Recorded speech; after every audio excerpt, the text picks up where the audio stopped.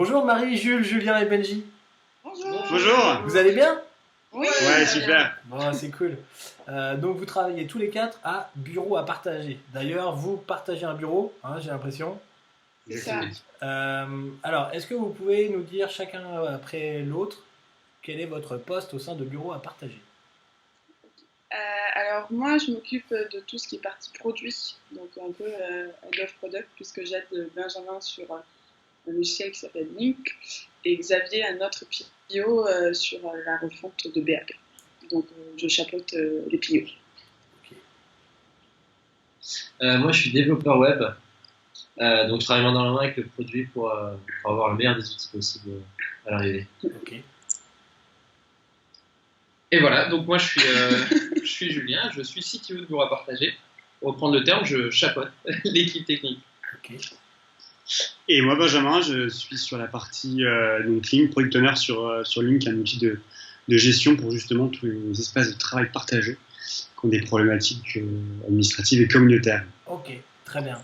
Est-ce que vous pouvez déjà parler plus fort et me dire ce qu'est bureau à partager, me décrire un petit peu depuis combien de temps ça existe, à qui vous adressez, qu'est-ce que ça fait, pour qui ça s'adresse, etc. Okay. Alors, bureau à partager, ça fait plus de 4 ans que ça existe. En fait, on est tous sur tout ce qui est dynamique de coworking, partage de bureaux, créer des synergies entre les boîtes. Voilà. Et en fait, on a 3 business. Le premier, c'est la plateforme Bureau à partager, ça qui est connu. Donc, c'est une marketplace entre l'offre et la demande, entre ceux qui ont trop de bureaux. Ouais. Donc, ça peut être des espaces de coworking, ça peut être des startups qui sont en train de lever, ou des gens qui ont licencié. Du coup, Des grands groupes dont voilà, le personnel s'en va petit à petit. Voilà. Et ça, c'était le business historique. À partir de là, on a ouvert 2 autres business. Le deuxième business, c'est Link, donc l'outil SaaS que Benji gère. C'est un outil qui permet aux espaces de coworking de faire des contrats, factures, gestion de la communauté et autres. Okay. Ça, le but, c'est de pérenniser tout ce qui est espace de coworking. Puisqu'au départ, en fait, il y a 4 ans, quand on a commencé, les gens faisaient ça un petit peu à la va-vite, pas de contrat, pas de facture. Ça continue. Donc, c'est vraiment de les aider à pérenniser et à grandir. Et le troisième business, c'est par rapport à ça, en fait, on est en relation avec des foncières, puisqu'en fait, à Paris, tu as des millions de mètres carrés qui sont vacants. Du coup, les gens sont obligés d'aller en périphérie et autres. Le but, c'est de rentabiliser ces espaces vacants et d'en faire des espaces de coworking éphémères. C'est le cas dans l'espace là où on est, où c'est un espace à Truden, dans le Vienne, qu'on n'a que pour 10 mois. D'accord, ok. Et après, vous allez changer. Voilà, et ça permet à des boîtes, des grosses boîtes, de faire la transition. Typiquement, dans cet espace, on a des belles boîtes comme Ibaneos, The Other Store et autres. Donc, un bon écosystème. Bon, donc, vous rentabilisez le mètre carré Paris Intramuros, en gros. Voilà. J'imagine que vous touchez une énorme subvention de la mairie de Paris pour ça, quand même. Non. C'est pas possible. Bon, on essaiera de les mentionner dans la publication de cette vidéo. C'est l'occasion. C'est des vidéos qui sont très très vues. Ok, très bien. Donc ça, c'est les 2 activités. Il y en avait une troisième, tu disais? Il y avait le site, Link, et la gestion voilà. Ok, excuse-moi. Je croyais que les 2 dernières étaient la même. Très bien, ça permet de bien comprendre un petit peu l'univers dans lequel vous évoluez.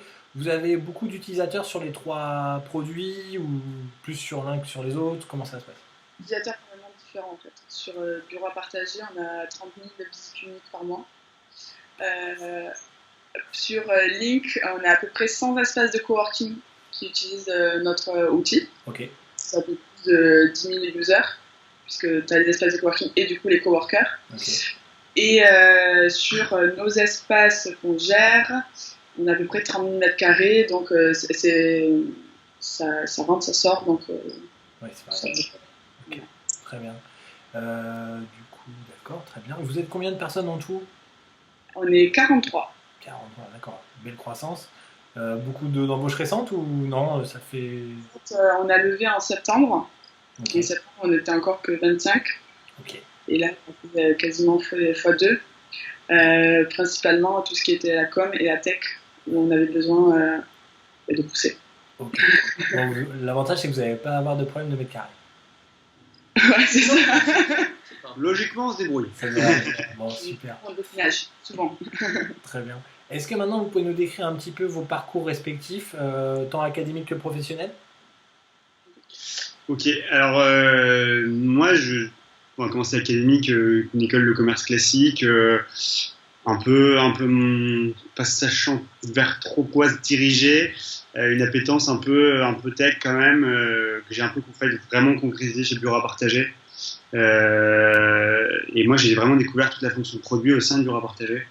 Et j'ai senti que ça alliait un peu le côté relation de client, essayer de comprendre ce que le client a besoin, qui était le côté commercial qui m'intéressait, et trouver un peu de côté un peu plus tech, un peu plus concret pour moi, qui me manquait vraiment, et que j'arrivais pas vraiment à exprimer, et que j'ai senti un peu dans cette fonction de produit de PO, voilà, qui m'a intéressé. Donc j'ai commencé à lui repartager en tant que stagiaire. Okay. Et combien de temps? Depuis maintenant, ça fait la première fois que je suis arrivé, c'était en janvier 2015. D'accord. Donc, oui, parce que j'ai fait des j'étais stagiaire, CDD, CDI. Entre-temps, j'avais 2-3 études à finir. Voilà. Donc, 2-3 études, j'ai fait des diplômes. Donc voilà, donc je suis arrivé je suis arrivé il y a 3 ans, j'ai fait 2 ans et demi de Bureau à partager. J'ai eu un peu de mal à partir de l'entreprise, on va dire. Donc voilà, et aujourd'hui plutôt sur Pio, donc une des premières expériences produits pour moi, sur lequel je suis bien, donc pas mal de formations internes, quelques formations externes aussi, et bien coaché par Marie qui a des expériences là-dessus. Super. Voilà. Julien? Ah oui, ok, je vais passer. Donc moi, Julien Breu, j'avais pas forcément la chance de trouver les études qui me convenaient en France, à savoir des écoles comme 42 ou les nouveaux formats Epitech. Du coup, ma famille ayant quelques particularités, je suis allé passer un concours externe au MIT, aux États-Unis. Concours qui s'est bien passé pour le coup.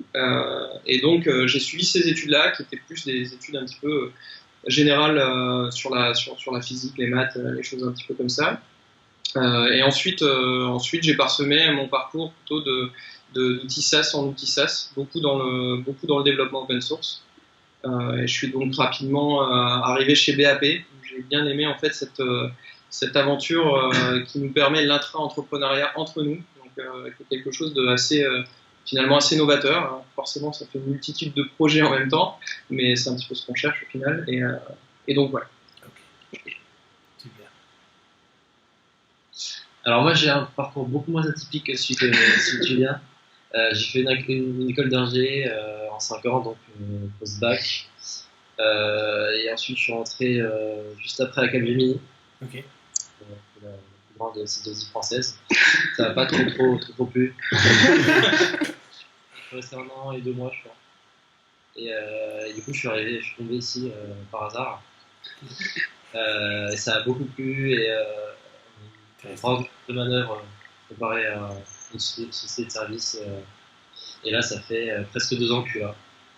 Bon. Ça a l'air de plaire plus alors. Mais oui. J'ai pas compris. Ok. Et Marie, du coup? Alors moi, j'ai fait une école de commerce. En fait, il y a beaucoup soit de tech, soit d'école de commerce. On a tous les startups. Hein. Moi, j'ai fait mon stage de césure chez BAP. Quand je suis arrivée, en fait, BAP venait d'être créé, donc on n'était que 3. J'ai fait 6 mois. Je suis repartie aux Pays-Bas finir mes études. Et du coup, là, ça va faire 2 ans et demi, bientôt 3 ans que je suis revenue en CDI. Pour tout ce qui a été lancement un peu de business et de produits. Très bien. Donc c'est super parce que pour la plupart, c'est quand même une des premières expériences pro. Vous êtes dans 4 métiers un peu, on va dire, différents. Il y a la partie tech dans le fond, la partie produit à l'avant. Oh, l'état. C'est un peu bizarre par rapport aux vidéos que tu fais souvent. C'est que souvent, tu n'as qu'un PM ou un PO. En fait, nous, tout ce qui est produits et tech sont tellement liés qu'on est sur les mêmes benches de trucs, les mêmes tables. On parle beaucoup ensemble, du coup c'est pour ça qu'on voulait faire une vidéo ensemble.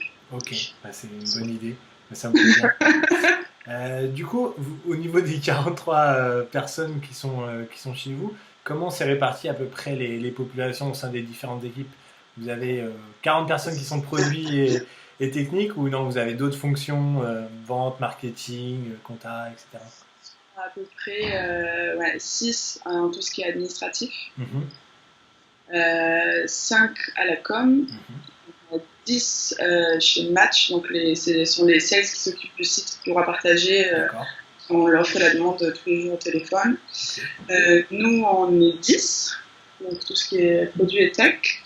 Et après, il y a une quinzaine de personnes sur la gestion d'espace. Ok, bon, très bien. Super. Ouais, je suis pas sûre que la question soit bonne, mais... Non, ça doit pas être loin. Faudra que je regarde, mais je pense qu'on est pas mal. Du coup, comment vous êtes organisé sur la partie donc, bureau à partager, la partie, on va dire, du cœur de produit, le produit historique? Comment ça se passe entre le recueil des expressions de besoin, la préparation des livrables, le départ un petit peu côté production technique, puis ensuite la mise en prod, le suivi, le cycle de vie des features, etc. Comment ça se passe? Comment vous êtes organisé? Est-ce qu'il y a plein d'étapes? Est-ce que vous faites tout ensemble dans une grande salle, dans un grand bureau partagé? Comment ça se passe? Alors pour le côté plutôt produit, en fait, on l'a eu surtout sur Link, puisque le site Bureau Partagé, c'est juste une plateforme. Donc une fois qu'elle est lancée, elle est lancée. Là, on est en train de la refaire pour l'automatiser, mettre plus de digital et autres. Avant, on était une toute petite équipe. Donc en fait, c'était par silo, c'est-à-dire que soit on était sur Bureau Partagé, soit on était sur Link. Là, on est en train de se structurer. Donc on est en train de grossir et potentiellement mettre une équipe sur Bureau Partagé, une équipe sur Link et une équipe sur d'autres projets qu'on a à jour. Donc sur Bureau Partagé en tant que tel, le site, il n'y avait pas grand-chose, c'était la correction de bugs et autres. Par contre, sur Link, là, on est vraiment dans un système agile, en fait. Quand tu dis sur bureau à partager, il n'y avait pas grand-chose, c'est-à-dire que fonctionnellement, c'est une marketplace un peu traditionnelle, il n'y a pas besoin de faire des tonnes de features, ça roule, ça marche, il n'y a pas besoin d'y apporter beaucoup de choses, c'est ça? Voilà, et là, on est en train de le refaire complètement pour là apporter de la feature, là apporter de la techno, de l'automatisation, des choses beaucoup plus sympas pour les sales, pour nous, et même pour le client, quoi. Ok. Donc finalement, donc sur la partie où vous êtes beaucoup plus dans l'agilité, comment vous fonctionnez? Alors, sur la partie Link, en fait, comme on a la spécificité de faire support PO en même temps, le besoin des users, il vient tout simplement. J'imagine. On est vraiment en contact des clients quotidiennement. C'est peut-être quelque chose qui parfois on n'est peut-être pas tout à fait focus purement PO. Nous on est sur des méthodes agiles, on essaie de bien suivre les méthodes, mais on a tellement de spécificités aussi dans notre cœur de métier qu'on ne s'interdit pas de rentrer forcément dans cette méthodologie en permanence. D'accord. Et moi je trouve je ne vois pas comment je pourrais faire mon job sans être en contact des clients en permanence, parce que la data c'est bien, mais il faut savoir l'interpréter. Et c'est pas forcément évident sur un outil comme le nôtre qui est assez complexe. On n'est pas sur sur Link, je parle. On n'est pas sur un site où on peut comprendre l'action, qu'est-ce que le client, dans quel tunnel il se met, etc. Là, il y a tellement de spécificités, tellement de choses différentes qu'il vaut mieux être en contact direct avec le client. Donc c'est un peu notre cas. Donc on passe beaucoup de temps à essayer de comprendre son besoin, et c'est en fait naturellement quand il nous appelle en disant j'arrive pas à faire ça, je suis bloqué là-dessus, ça je comprends pas pourquoi. C'est un outil qui est sur un usage un peu nouveau aussi, c'est ça? Donc du coup il n'y a pas beaucoup d'historique ou de points de comparaison, donc en plus d'accompagner les clients à faire quelque chose, il faut essayer de détricoter pour voir si fonctionnellement il y a des choses à apporter. Est-ce que je me trompe? On a la spécificité, et c'est ça qui est cool, c'est qu'on est dans des espaces de coworking et on utilise Link. Donc en fait, toute personne est user. Donc c'est pour ça que les remontées viennent aussi de nous, puisqu'on est en tant que user et en tant que vendeur. Okay. Ça, aujourd'hui, vous imagineriez travailler dans une société où vous n'êtes pas utilisateur du produit? Jamais. Ouais, c'est un peu dommage. Ou plus jamais. C'est fini. Ok, très bien. Du coup, donc ça c'était sur les 2 premières activités. Sur la 3e activité, en termes de produits et de techniques, est-ce il y a beaucoup à faire aussi? Alors eux, en fait, il n'y a rien à faire dans le D'accord. sens où ils utilisent Link pour gérer. C'est ça. Après, en gros, au niveau tech, on aura plus de l'aide à leur faire pour tout ce qui est petit quick win dont ils ont besoin de temps en Ok. temps. Donc potentiellement, ils sont eux aussi apporteurs d'expression de besoin et de. Eux, c'est nos clients. C'est aussi, voilà, c'est aussi notre propre client sur l'outil. Ok, très bien. Donc du coup, vous consolidez tout ce feedback-là dans un outil dédié, dans plein de post-it. Comment vous faites? Là, on est assez classique, un bon backlog Jira là-dedans, l'expression, effectivement. Après, on a fait quelques meetings avec nos clients, donc notamment les gens de chez nous, mais qu'on a considérés comme nos clients. On avait fait un truc qui était vachement bien et qu'on a prévu de refaire. Chacun exprime son besoin, en fait, et quelque chose qu'il aimerait avoir en plus. Il a le droit à 2-3 idées maximum. Ok. Et après, on leur donne de l'argent, on leur donne des faux dollars, des gaps, comme on les appelle. Et en fait, donc après, tout le monde explique son besoin. Et après, chacun vote pour une idée en mettant de l'argent. Donc en fait, il a l'équivalent de 40 bials, par exemple. Et il va répartir comme il veut son argent sur la fonctionnalité qu'il trouve la plus intéressante. D'accord. On se rend compte que très souvent, ils ne votaient pas pour leurs idées, mais parce qu'ils se sont rendus compte, hey, t'as raison, mais moi, j'aime mieux vraiment que toi. Et voilà. Et du coup, on arrive vraiment à prioriser ça comme ça. D'accord. Donc c'est ça votre méthode de priorisation, du coup, c'est un petit peu de se rencontrer et puis mettre ça, ou en plus vous complétez avec le board, la vision produit, la roadmap déjà existante. Non, c'est ça, c'est une des méthodes. Okay. Pour être honnête, la grosse des méthodes, il y a aussi un gros parti feeling en fonction des contacts qu'on a avec les clients. Le poids des clients aussi doit varier, j'imagine. Pardon ? Le poids des clients varie, j'imagine qu'il y a des gros clients, des petits clients. Exactement. Surtout sur notre outil, on a des grosses disparités entre des gros clients et des tout petits. L'intermédiaire est assez peu d'intermédiaires. Donc effectivement, quand les gros clients, enfin après on essaye vraiment nous pas trop prendre ça en compte. Ouais, je trouve qu'il y a une expérience plutôt globale en fait sur la plateforme. Il n'y a pas de différenciation forte. C'est ça qui est chouette, c'est que l'étude du besoin est vraiment faite globalement à chaque fois. Okay. C'est assez plaisant parce que les choix se font ressentir aussi globalement. Parce qu'on a en fait aussi besoin on a besoin de vraiment. L'outil n'est pas du tout fini, donc on n'est pas sur de l'amélioration, on est sur vraiment de nouvelles fonctionnalités à créer, et que ça, c'est pas parce que c'est un petit client que lui il n'aura pas une super idée. Donc c'est pour ça que bien sûr dans les améliorations le gros client a peut-être un peu plus de poids. Dans les nouvelles idées, honnêtement on ne pondère quasiment pas en fonction de la taille du truc. Est-ce que vous avez déjà pensé à l'éventualité de faire une roadmap ouverte, publique? Pour l'instant, non. Mais c'est quelque chose sur lequel on essaie de travailler. Comme je te disais, on se structure. Donc avant, on était très peu, on était 2, voire 3. Donc quand tu es 2 et 3, ça va, tu sais où tu vas. Et tu sais où tu dois aller. Quand tu commences à être plusieurs, il faut que la vision, et c'est ça aussi le travail sur quoi je travaille en ce moment, c'est que ce qui était clair par exemple dans ma tête quand j'étais seule, il faut que je le transmette à tout le monde. Donc là on commence à faire des roadmaps, là on commence à dire ok, là on fait ça avec une timeline et autres, et ça on veut le démocratiser, on veut faire des webinaires avec les clients, mais c'est assez compliqué parce qu'en fait ils savent pas trop ce qu'ils attendent. Comme en fait ils prennent le logiciel parce qu'ils ne savent pas du tout gérer un espace de coworking, le besoin il n'émane pas trop de nous. Donc en fait, nous on a un gros travail de déchiffrage par rapport à ça. Et d'une certaine, ce qu'on dit souvent, c'est d'une certaine évangélisation aussi. Comme disait Marie, souvent un espace de coworking, c'est j'ai 3 places dans mon bureau, je les partage et puis on verra plus tard. C'est un peu comme ça, on donne de l'argent de main en main, on se facture, mais vite fait, c'est pas grave. Et là où en fait, bureau à partager à travers Link a vraiment une plus-value et quelque chose à apporter, à exporter en termes de communication, c'est vraiment de montrer que non, le coworking, c'est quelque chose qui est arrivé et qui est quelque chose de professionnel et qui se professionnalise. Et qu'il faut utiliser, du coup. Et utiliser. Je reviens juste sur un point qui est le staffing. Effectivement, moi, dans mon passé, sur une boîte que je pense que tu connais bien, à Advise, on était beaucoup plus staffé. Ce qui est intéressant, c'est que là, la progression du staffing de l'équipe se fait réellement en équipe. D'accord. on parlait méthodologie entre Link et BAP. Nous, on ne s'est pas coupé les mains. Ce qu'on a fait, c'est qu'on utilise les cycles des sprints, donc on a passé à 3 semaines, et pour l'instant, on alterne une personne qui arrive sur tel produit, une autre personne, etc. Le temps de staffer. Une fois qu'on va correctement staffer, après, là, c'est vrai qu'il y a des choix qui vont aller beaucoup plus loin, et on a des priorisations, je regarde Belgique avec sourire, on a des priorisations qui vont être nettement plus faciles, puisqu'il y aura de la ressource.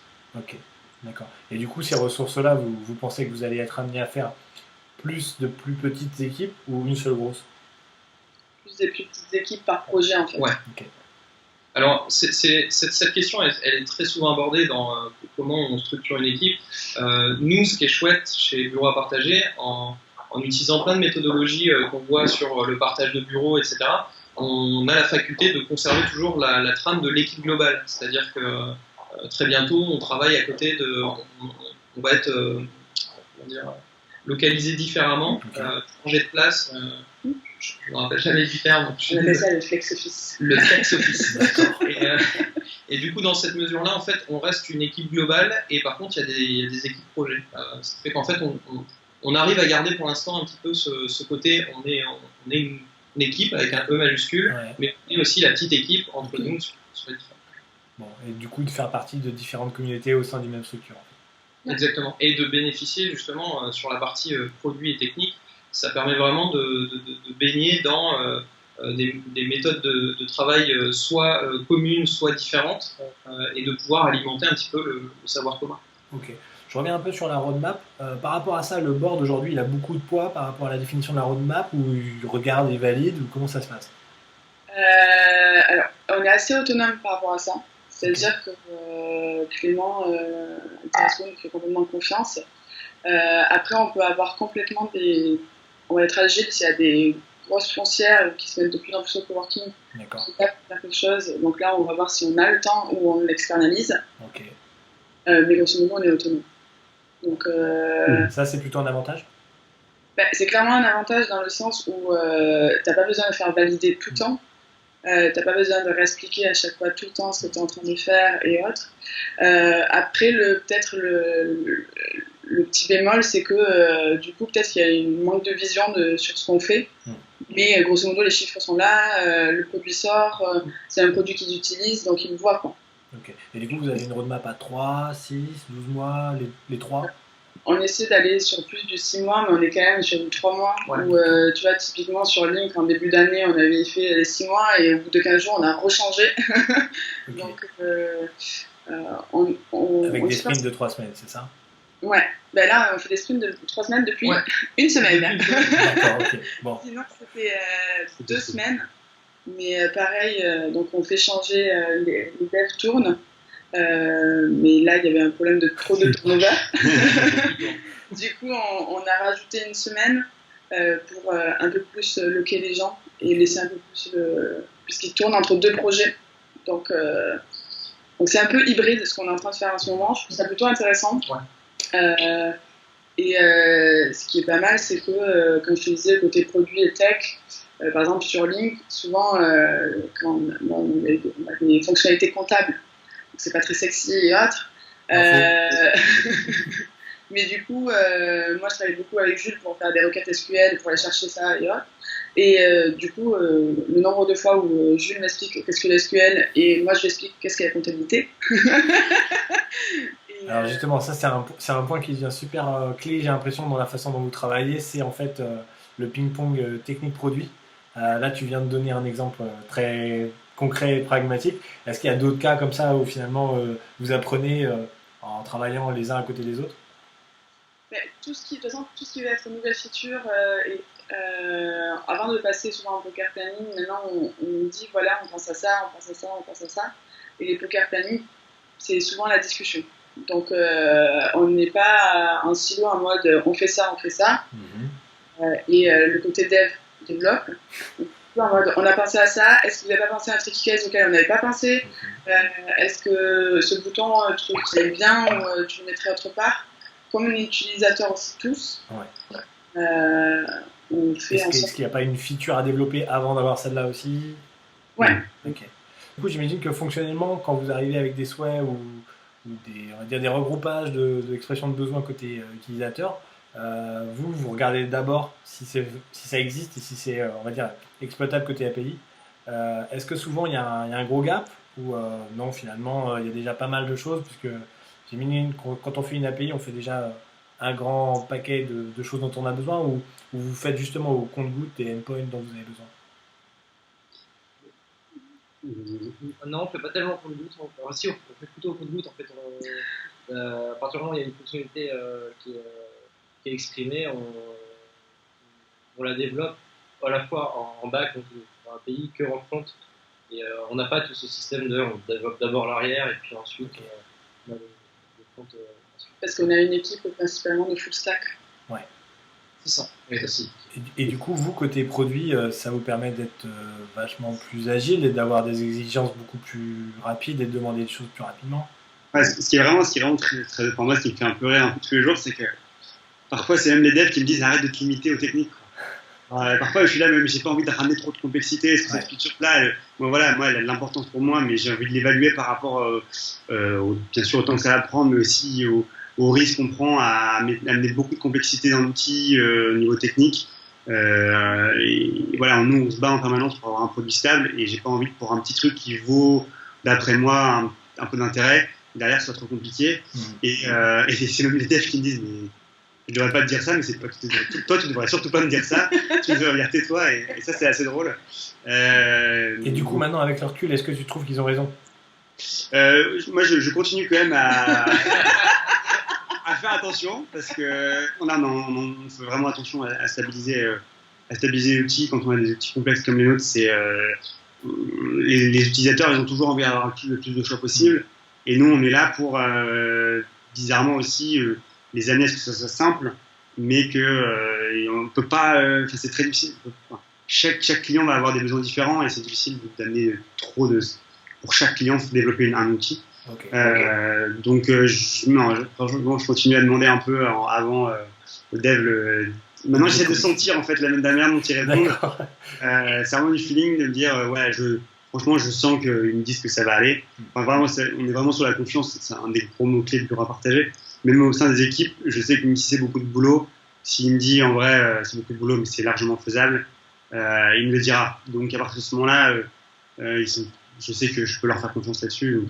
Et ce qui est cool, tu vois, quand on a un poker planning, souvent tu peux avoir le produit souvent qui sous-estime et le dev qui surestime. Souvent, c'est pas arrivé.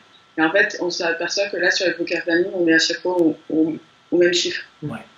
Ça, c'est l'habitude de travailler ensemble qui vous permet d'arriver à ça, ou finalement, non, c'est... c'est le fait qu'on se connaît... J'ai tiré trop bien le bas. Le bas, c'est facile, ça. C'est une tendance naturelle, je pense. Ouais.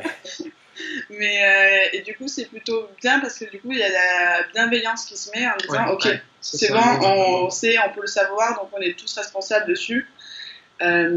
Au niveau de l'organisation, par exemple, quand Julien est arrivé, on a fait une bonne base sur toutes les techniques agiles.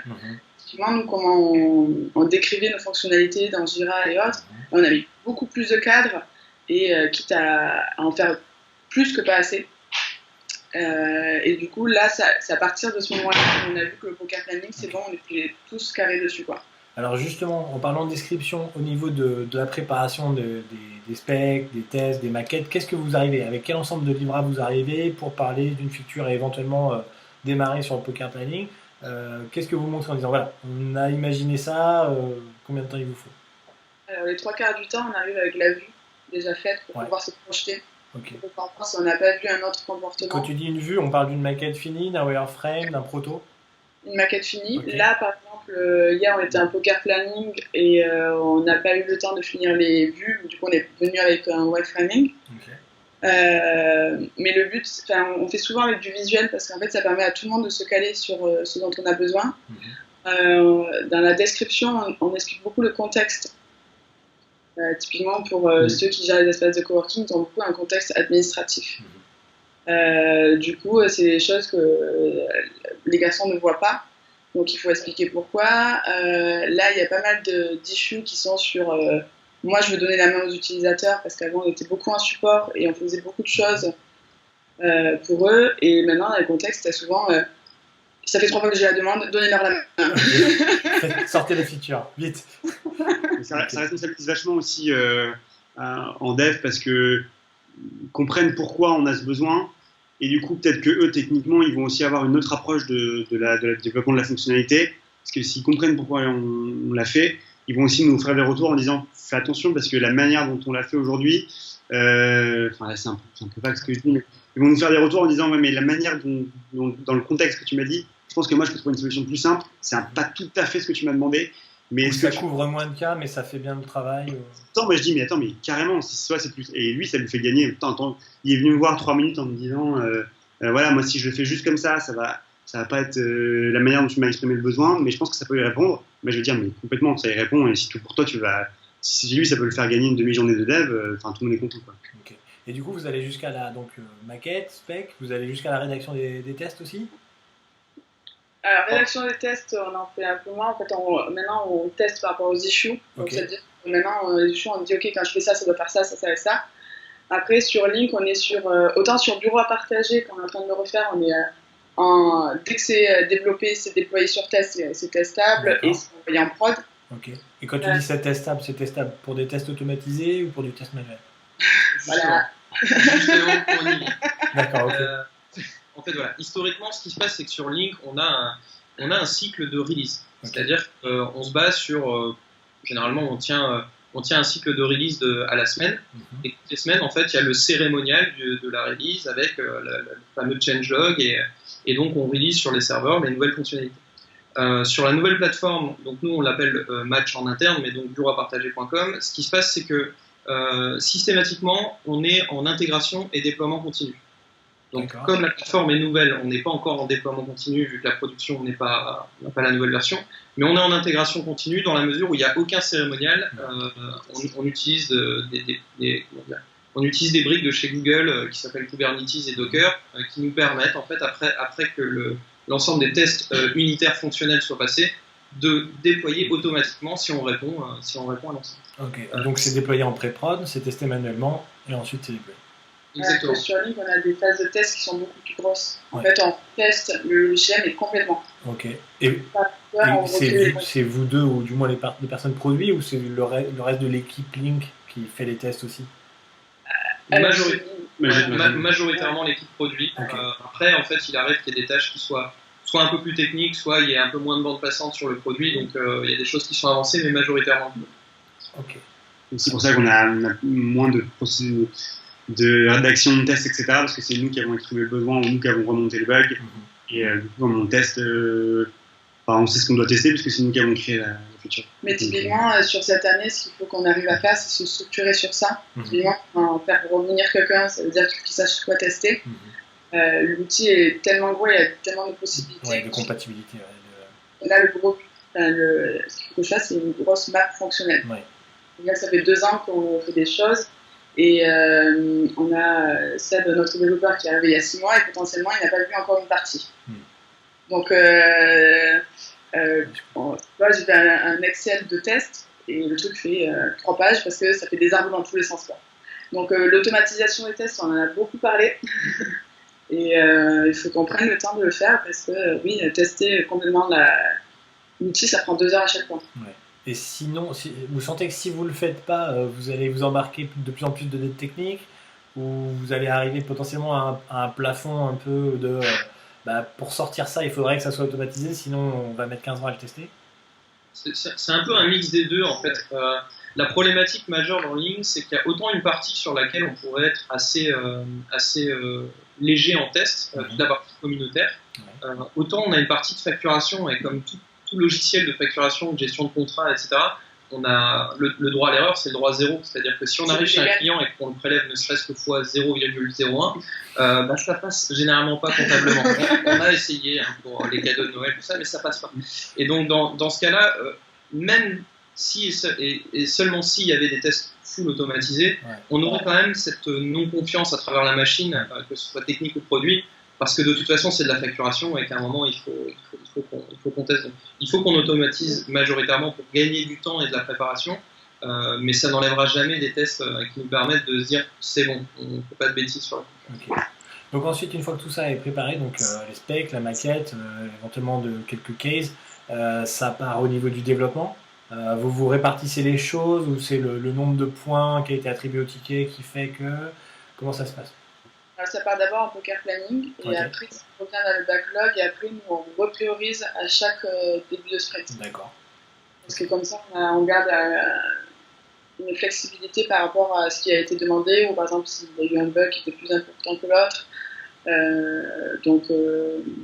On a on revient à roadmap, on a quand même des grosses épiques à faire, mais on se donne un peu de flexibilité pour pouvoir gérer des petits trucs qui peut-être ne valent que 2 points et du coup qui peuvent être faits et gagner beaucoup de valeur pour le user.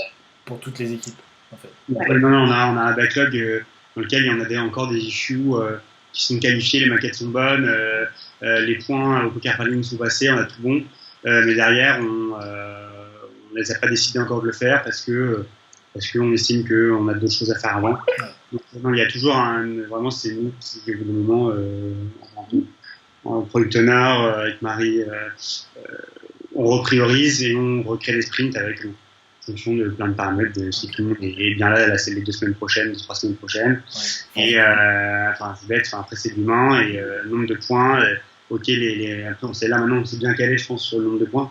On a remis en prenant un peu les méthodologies agiles en septembre août dernier. On a dû se recaler aussi un peu au niveau des points qu'on mettait par sprint. Voilà, effectivement, après, nous, les devs disent OK, go pour 30 points. Et nous, on dit bon, 31, ça va ou hop, on passe. Ça, je crois que c'est la phase dont on ne parle jamais. Dans les vidéos, comme tu fais, je pense qu'il faut qu'on en parle un jour. Quand on a commencé à... Je sens que tu as des choses à dire sur le sujet. Non, mais on va se faire engueuler encore. Non, pas du tout. Non, pas du tout. Bien au contraire. Dis-leur. Non, c'est tellement intéressant de comprendre ce qu'on a fait parce que, en fait, moi, je pilote, j'ai un rôle de facilitateur point de vue de l'équipe technique, mais j'ai ce rôle aussi qui fait que je dois puiser le maximum d'apport de l'équipe technique. Et ce qu'on a fait dans les premiers sprints, c'est qu'on a mis un nombre de points colossal. Colossal de chez colossal. On n'en passait pas 50% et on a testé en fait. Et c'est ça en fait le message que moi je veux passer sur ce framework de Scrum. C'est vraiment de tester, c'est-à-dire de mettre des points. Et à un moment, on arrive à avoir une moyenne régulière qui nous permet de nous dire ok, on en est là. Et c'est ça qui est super important en fait dans cette méthode. Et nous, au début, on a bien testé. Alors justement, ça c'est intéressant, c'est-à-dire qu'on en a parlé un petit peu tout à l'heure, c'est l'expérience qui nous permet de travailler mieux ensemble.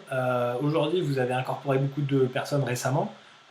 Du coup, combien de temps, on va dire, il vous a fallu pour arriver à cette façon de donner les points qui est à peu près adaptée, et combien de temps vous pensez qu'il faut à une personne qui arrive pour, on va dire, s'incorporer? Pour adapter les points, si je ne me trompe pas, je dirais on a dû mettre 1 mois et demi, 2 mois, quelque chose comme ça. Pour vraiment être serein et se dire ok, ça marche. Et ensuite incorporer quelqu'un. Ça dépend du produit, quoi. Ça dépend du produit, ça dépend du profil. En fait, moi, en tant que directeur technique, j'ai la chance d'avoir une équipe de full stack qui a une connaissance très très globale et beaucoup de curiosité. Ce qui fait qu'en fait, le chiffrage, les gens se posent autant de questions sur la partie front-end que la partie back-end. Et là, ça devient tout à fait magique parce que chacun peut s'aligner. C'est pour ça qu'on sort quasiment les mêmes cartes au poker planning. Et voilà, on s'étonne plus quand on a des cartes différentes que l'inverse finalement. Donc c'est variable. Là où on a fait rentrer très récemment un profil Arnaud qui lui est plutôt développeur front-end qui amène naturellement un déséquilibre d'un point de vue du chiffrage parce que c'est de nouveau un apprentissage à amener mais qui par exemple là je pense que maintenant au niveau du chiffrage ça se passe relativement bien. Je pense qu'il faut 1 mois, à peu près 1 mois. D'accord. 1 mois qui correspondait à notre cycle de 2 sprints. Voilà. Et 1 mois sur un produit comme le nouveau bureau à partager, donc un site assez simple, si je puis dire, même si derrière il y a une grosse. Mais qui a un vrai produit entier quand même. Quoi. C'est un vrai idéal. Il y a un gros idéal là. Mais donc quand tu verras un bureau partagé, tu penseras que c'est juste la preuve. C'est ça. Par contre, sur Link, tu vas avoir plus une phase aussi pour être sûr que tout le monde a bien compris tous les impacts que ça a sur le logiciel, puisqu'il est quand même bien imbriqué. Donc là, tu auras une phase d'apprentissage un peu plus longue. Du coup, ce que j'ai cru comprendre, et dis-moi si je me trompe, mais dans la façon dont vous avez de recueillir les expressions de besoin, etc., c'est beaucoup de support, hein, puisque vous êtes directement vous-même avec les clients. C'est beaucoup de feeling, puisqu'on est sur un produit qui est sur un usage quand même naissant. Euh, Globalement, une fois que vous avez mis une feature en prod ou une amélioration en prod, vous ne basez pas trop sur de l'analytique ou de la requête, mais vous parlez directement aux clients en leur disant voilà, ça y est, ça a été mis en prod enfin, etc. Et c'est là que vous recueillez un petit peu des retours. Et c'est comme ça que ça se passe à peu près. Typiquement, tu vois, jusqu'à il y a un an que Benji revienne, moi j'envoyais un bon vieux mail. Hello, c'est nouveau. et, et là, les gens répondaient, donc c'est cool quand. Et en fait, quand les gens répondent à ce mail, il y a les devs aussi. D'accord. Donc quand l'utilisateur se dit trop cool, je suis trop content et autres, en fait, c'est toute l'équipe qui a écouté. C'est cool ce que vous avez fait. Dans le bon et dans le mauvais. Ouais. Est-ce que ça arrive dans le mauvais? Alors, dans le mauvais, ils vont pas te répondre comme ça, c'est juste qu'ils vont t'appeler. Ok. Et vous n'avez pas mieux fait de faire autre chose parce que votre truc c'est mignon, mais moi mon truc il marche pas. Là, ce qui est relativement cool, c'est qu'il n'y a que 2 personnes dans l'appel. C'est ça. Et, quand Benjamin est revenu, on est parti sur plutôt du Mailchimp et autres pour structurer. Et là, c'était hyper drôle parce qu'on a vu que les gens ne répondaient plus. Parce qu'ils sont habitués à voir. Ils étaient habitués à voir Marie avec mon petit mail sans chichi. Et là, on est en train de passer de voir si on passe pas sur des plateformes comme du intercom. Ok. Parce que plus simple d'apprentissage aussi. Plus simple pour expliquer, voilà, ça se passe comme ça. Et surtout pour incorporer une vraie fac dynamique, intelligente. Qui soulage le support. Ouais, voilà. Ok. Très bien. Ouais, et qui permettrait aussi, là, dans ce genre d'outils comme Intercom dont on parle, qui est un de nos gros sujets en ce moment, on a l'avantage, on a l'impression de recueillir beaucoup en un seul outil, plein de petits outils. On ne va pas les prendre Mixpanel, Segment, Mailchimp pour les mails, machin. Là, on a l'impression que on s'est beaucoup renseigné aussi parce qu'on est dans un espace de coworking donc avec plein de startups qui utilisent plein de trucs et donc on va même les voir pour ça aussi. Ouais. Leur demandant ok, est-ce que tu utilises ça, on a vu que tu l'utilisais, est-ce que c'est bien, comment ça répond à ton besoin. On se renseigne autour de nous et c'est le genre d'outils qui nous permettra nous on est tout le temps dans l'idée de ne pas multiplier les outils, d'essayer de tout faire pour garder un minimum tout en étant pertinent et c'est ce genre d'outil qui va nous permettre d'annoncer de nouvelles features, d'avoir une fac pertinente, d'avoir des retours clients et d'avoir même de la data sur nos clients. Pour nous, c'est le truc important pour recueillir, c'est comme on l'a dit tout à l'heure, nous, pour l'instant, on aime encore ce côté humain. Donc bien sûr, on sait que la data, il faut qu'on en ait plus. Mais depuis le début, c'est historique comme ça et ça n'a pas trop marché, donc on aime bien garder ce côté-là. Et on trouve ce genre d'outil un très bon milieu entre l'humain et le data technique. Okay. Du coup, je faisais la blague au début avec la mairie de Paris qui devrait vous filer des subventions. Mais blague à part, je pense que vous avez un véritable jeu de données super intéressant à analyser. Est-ce que vous en rendez compte? Est-ce que vous dites ouais, mais plus tard, aujourd'hui, on se focalise d'abord sur le produit et la relation qu'on a avec nos clients? Non, alors en plus, sur Bureau à partager, on fait pas mal de R&D. Je m'en occupe aussi et on a pas mal d'envie de faire du big data sur les données qu'on a aujourd'hui. Les données qu'on a aujourd'hui, on ne les revend pas. Okay. Là, c'est en fait les valeurs de BAP, c'est juste ces données, donc ça reste au sein de notre outil. D'ailleurs, si je puis faire une précision qui est importante, non, parce qu'en fait, on peut profiter pour te passer cette info parce que je pense qu'elle est vraiment importante. C'est l'ADN de Bureau à partager. Bon, je pense vraiment globalement, c'est que même les données qui sont sur Link, en fait, ne transitent pas entre Link et l'espace. C'est-à-dire que l'espace, c'est pour nous un vrai client. Il n'y a pas d'informations concurrentielles, etc. C'est quelque chose sur lequel nous on s'engage et qui est très important pour nous. Il y a un cloisonnement. Voilà, il y a un cloisonnement. Donc ces données, nous, on en fait vraiment quelque chose d'important et on les prend comme telles. Ok. Donc pas de projet d'open data rapidement.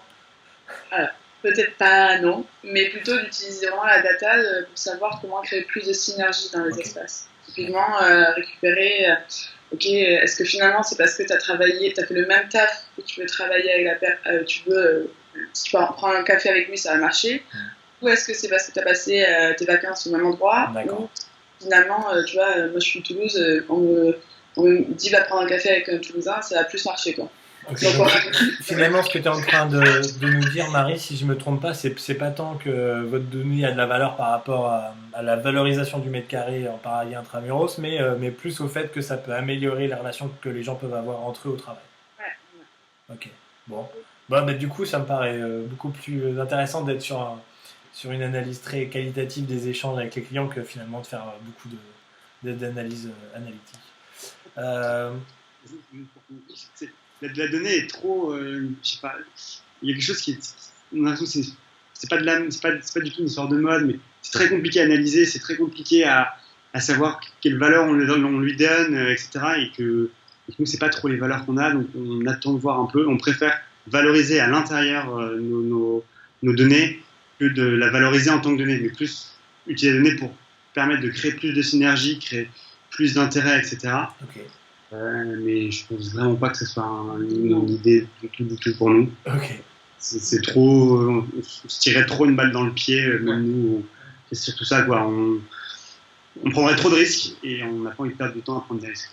Et puis l'avantage qu'on a, c'est que on connaît bien nos clients, on les côtoie physiquement, etc. Et ça, c'est intéressant. On n'est pas sur du Spotify où tu vas analyser combien de temps il a écouté sa musique, combien de fois il a skippé la prochaine musique parce qu'il n'aime pas trop, dans quel genre il est, est-ce qu'il écoute plus le matin, l'après-midi, etc. Nous, effectivement, on a des informations qu'on perçoit, mais qui sont perceptibles plus factuellement, plus humainement que vraiment de la donnée. Ah, en fait, ils envoient un message tous les matins. Okay. Ouais, mais peut-être que le message, il l'envoie tous les matins parce que y a une question de saisonnalité, parce que c'est la fête de la musique, donc tout le monde va envoyer le 21 juin. Et c'est de la donnée qu'on perçoit et qu'on peut analyser directement sans forcément déployer l'artillerie lourde et se dire on va mettre un tableau croisé dynamique avec des outils, t'inquiète pas. Voilà. Okay. Du coup, quelles sont les grosses complexités, les grosses difficultés fonctionnelles, techniques, produits, culturels que vous rencontrez aujourd'hui? Culturel.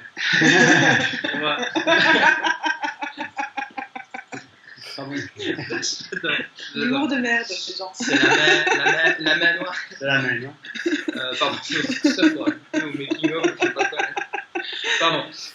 Non, principalement, la vraie difficulté qu'on rencontre, et c'est une difficulté auquel on fait vachement attention, c'est que l'ADN de Bureau à partager, c'est un ADN de gens qui ont envie, comme je disais, d'intra-entreprendre et de travailler ensemble, et donc ça reste le staff. C'est-à-dire, c'est avoir la faculté de trouver les bons profils, et souvent on dit c'est le recrutement, avec le mot à l'ancienne, le recrutement, etc. Oui, le recrutement c'est un problème, c'est difficile de trouver des profils.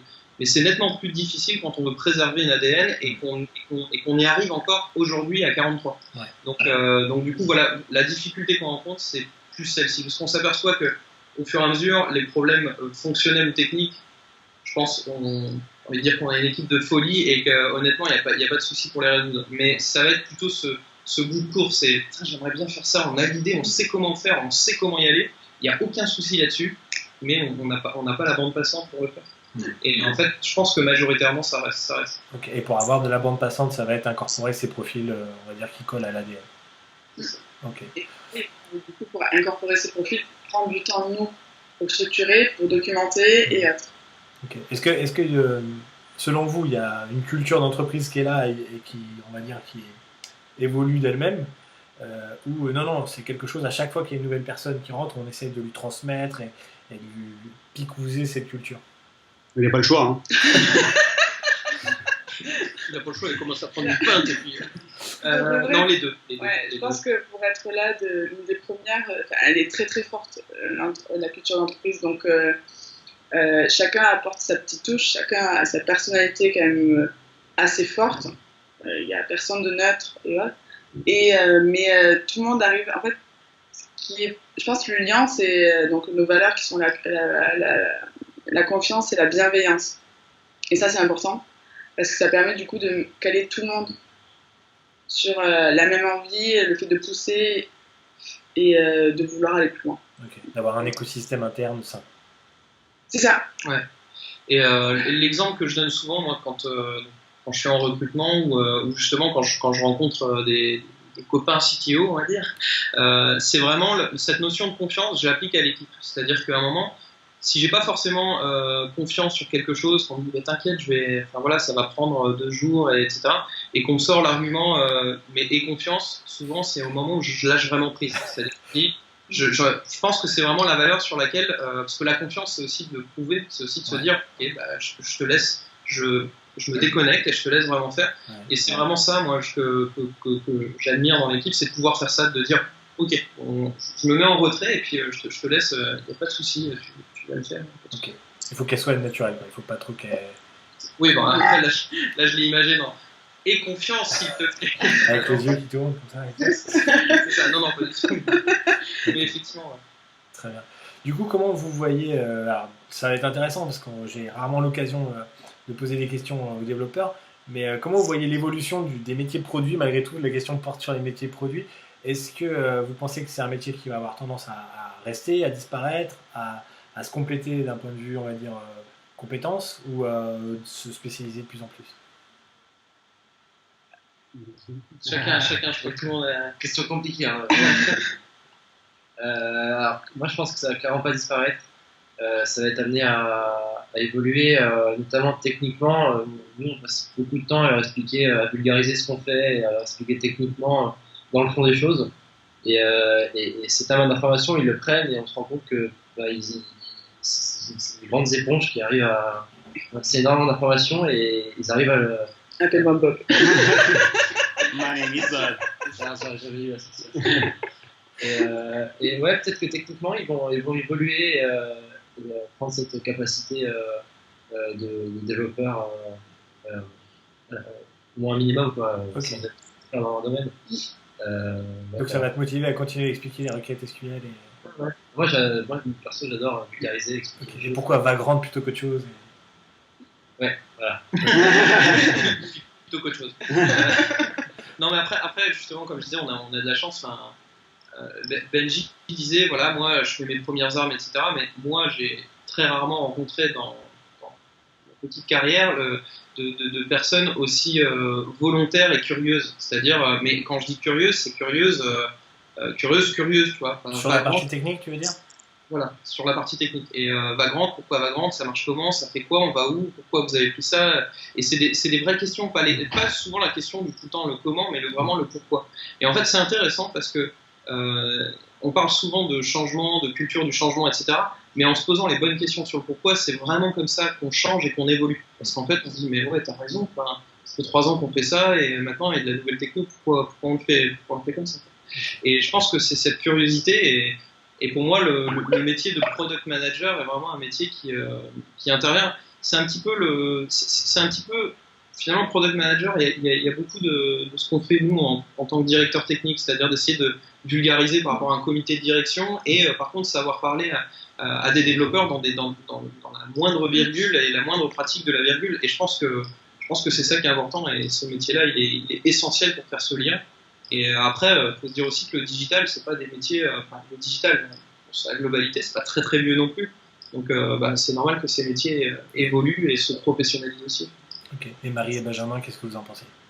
Je pense que ce sera plutôt un hybride entre quelqu'un qui vient d'une école de commerce, parce que souvent les PO et PM, c'est passé par du support aussi avant ou de l'UX. Mais je pense que ce sera au moins un hybride entre développeur et le profil aujourd'hui de PO et PM. Parce qu'il va y avoir beaucoup d'algorithmes, beaucoup d'intelligence artificielle pour le coder et autres. Tu vois, à 30 ans, on a une belle devise chez BAP, c'est que la seule chose qui ne pourra pas être automatisée et informatisée, c'est notre créativité. Donc, mais du coup, moi, je pense que c'est vraiment ça, en fait. Je pense, pour penser les métiers d'ici 30 ans, de savoir à quel moment on ne pourra pas le faire par une machine. Et ce questionnement du pourquoi, quels sont les liens entre le commercial, le support et le développement, je pense que ce sera juste une personne qui pourra le faire. Okay. Ouais, moi je rejoins un peu l'avis de tout le monde. Moi je pense sincèrement qu'il va franchement évoluer. On sent encore beaucoup de questionnements au sein de beaucoup d'entreprises et comme tu disais, je pense que c'est aussi le pourquoi de tes vidéos. C'est finalement, est-ce qu'on a la même définition du product ownership, product management? Je pense qu'il n'y a vraiment pas une boîte qui peut dire qu'elle fait pareil que celle d'à côté. Donc oui, je pense qu'il y aura plus de techniques parce que je pense sincèrement qu'il faut plus de techniques. Pour être un bon product owner ou product manager, il faut comprendre, il faut vouloir comprendre. Alors, soit il se divisera entre ceux qui voudront, qui seront plus sur la partie liant, technique, produit, et une partie produit qui sera plus voilà, vers le client. Je pense plus aussi qu'on va évoluer peut-être un peu plus sur des métiers comme data scientist. Moi, je vois, en fait, c'est des métiers bizarrement, quand je parle avec, j'ai 3 copains qui sont data scientists, quand je parle avec eux, c'est finalement des profils un peu comme nous, école de commerce, mais avec des appétences où il manque quelque chose de technique et qui ont une appétence pour le digital et tout ça, et qui ont envie d'apprendre un peu de SQL, un peu de Python pour faire de la recherche de données, etc. Et je pense qu'on s'orientera plus vers ça. Comprendre globalement le métier d'un développeur et pourquoi les choix techniques. Et le product owner va peut-être par contre rentrer encore un peu plus profondément dans le technique au niveau de l'analyse de la donnée pour mieux délivrer ses features. Ok, très bien. Bah écoutez, je pense qu'on a fait le tour. Je vous remercie beaucoup pour votre temps et puis la bonne humeur dont vous avez fait preuve dans cette vidéo. Je vous souhaite une excellente journée et je vous dis à bientôt. À bientôt. À bientôt. Ciao. Au revoir. Au revoir.